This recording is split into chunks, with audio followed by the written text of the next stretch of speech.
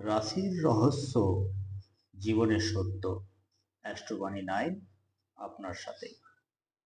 এই ভিডিওটি স্কিপ করার আগে মাত্র 10 সেকেন্ড সময় দিন। স্বাগত বন্ধুরা। আপনি কি লক্ষ্য করেছেন কিছু মানুষের জীবনে যেন টাকার প্রবাহ কখনো থামে না? জ্যোতিষশাস্ত্র বলে ধনসম্পদ শুধু পরিশ্রমের ফল নয়, এর সঙ্গে জড়িয়ে থাকে গ্রহের শক্তি এবং আপনার ইতিবাচক আকর্ষণ ক্ষমতাও। আজ জানবো এমন কয়েকটি জ্যোতিষীয় উপায় যা ধন আকর্ষণে সহায়ক বলে মনে করা হয়। তো বন্ধুরা, কি কি করলে ধনকে আকর্ষণ করতে পারবেন তা আজ আমি 5টা এমন উপায় তোমাদের বলে দেব, যা থেকে বা যা করলে তোমরা ধন এবং সমৃদ্ধি জীবনে বাড়াতে সহায়ক হবে। তাহলে চলুন শুরু করা যাক। সূর্যোদয়ের পর তামার পাত্রে জল অর্পণ করা। ব্যাপারটা বুঝবেন। সূর্যকে জল অর্পণ করলে আত্মবিলাসিতা ও কর্মশক্তি বৃদ্ধি পায় বলে জ্যোতিষশাস্ত্রে উল্লেখ আছে। এটা কিন্তু আমি বলিনি, জ্যোতিষশাস্ত্রে রয়েছে কিন্তু, ঠিক আছে? তো এটা অবশ্যই করুন। দ্বিতীয় যেটা হচ্ছে সেটা হচ্ছে বাড়ির উত্তর দিকে পরিচ্ছন্নতা বজায় রাখুন।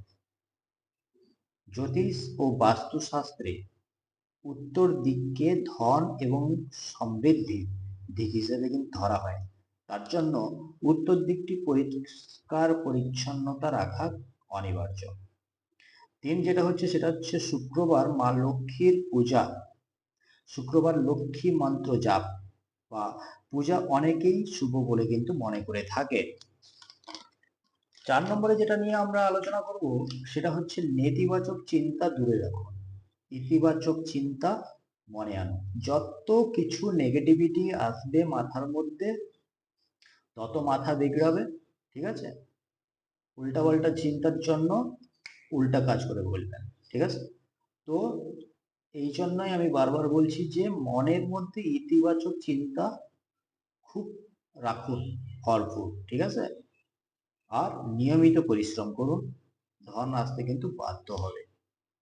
5 নম্বর এবং এটাই লাস্ট নম্বর, যেটা হচ্ছে দান ও সাহায্য।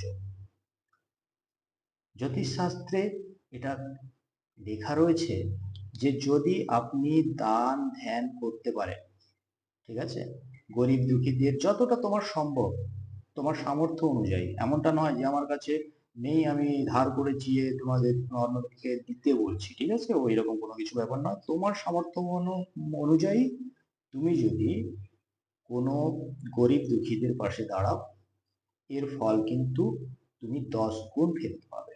এটা কিন্তু, এটাও আমার কথা নয়, এটাও কিন্তু জ্যোতিষশাস্ত্রে লেখা রয়েছে, ঠিক আছে? তো বন্ধুরা, আজকের ভিডিওটি কেমন লাগলো সেটা কমেন্ট করে জানিও। আর যদি ভালো লাগে কমেন্টে জয় মা লক্ষ্মী অবশ্যই লিখবেন।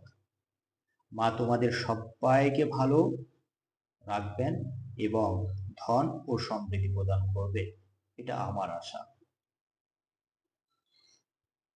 ভিডিওটা যদি ভালো লেগে থাকে তাহলে বন্ধুরা একটি লাইক দিয়ে চ্যানেলটিকে সাবস্ক্রাইব করে দিও। ভালো থাকুন, সুস্থ থাকুন। জয় শ্রীরাম, জয় হনুমান।